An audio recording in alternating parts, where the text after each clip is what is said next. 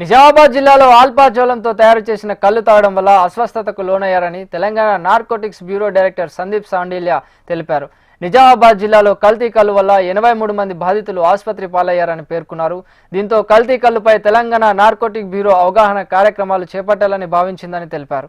అవగాహన కార్యక్రమాల కోసం 26 బృందాలను నార్కోటిక్ బ్యూరో ఏర్పాటు చేసిందన్నారు. డీఎస్పీ, ఇన్స్పెక్టర్ స్థాయి అధికారులతో కలిసి ఒక్కో బృందం ఏర్పాటు చేశామన్నారు. నిజామాబాద్ జిల్లాలోని 104 గ్రామాలను 26 బృందాలు కవర్ చేస్తాయని పేర్కొన్నారు. ఒక్కో బృందం 4 గ్రామాల్లో అవగాహన కల్పిస్తుందన్నారు. అవగాహన కార్యక్రమాలు గ్రామాల్లో యువతను భాగస్వామ్యం చేస్తున్నామన్నారు.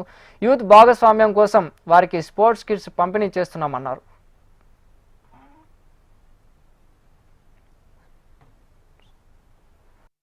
Telangana anti narcotic bureau director sir ఉత్తర్వుల మేరకు నిజామాబాద్లో రేపు ఎల్లుండి భారీ యత్నంగా అవేర్నెస్ క్యాంపెయిన్ కల్తీ కళ్ళు పైన జరుగుతుంది. 26 టీమ్స్ ఫామ్ చేయడం జరిగింది.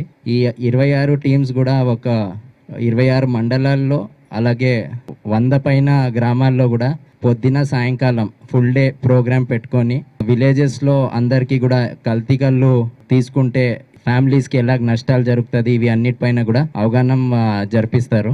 ముఖ్యంగా యూత్కి ఇన్వాల్వ్ చేయాలని చాలా ఇంపార్టెంట్. ఎందుకంటే యాంటీ డ్రగ్ క్యాంపెయిన్లో యూతే ఫోర్ ఫ్రంట్ ఉండాలని టీజీ యాంటీ నార్కోటిక్ బ్యూరోది కూడా ఒక ముఖ్యమైన ఆబ్జెక్టివ్. యూత్కి ఎంకరేజ్ చేయడానికి ఈ ప్రోగ్రామ్స్లో పార్టిసిపేట్ చేయాలని కూడా వాళ్ళ కోసం స్పోర్ట్స్ కిట్స్ సో దట్ వాళ్ళు ఇంకా క్లోజ్గా అసోసియేట్ అవుతారు. మనతో కూడా సమన్వయంతో టీజీ యాంటీ నార్కోటిక్ బ్యూరో అలాగే వేరే ఇతర స్టేక్ హోల్డర్స్ ఎవరు ఉన్నారో వాళ్ళతో కూడా మెడికల్ డిపార్ట్మెంట్, డాక్టర్స్ వీళ్ళందరూ కూడా ఇన్వాల్వ్ అవుతారు. కాబట్టి అందరితో కలిసి యాంటీ డ్రగ్ క్యాంపెయిన్కి ముందుకు వెళ్తారని అదే ఉద్దేశంతో ఈ 26 టీమ్స్ కూడా ఈరోజు డిస్పాచ్ అవుతున్నాయి.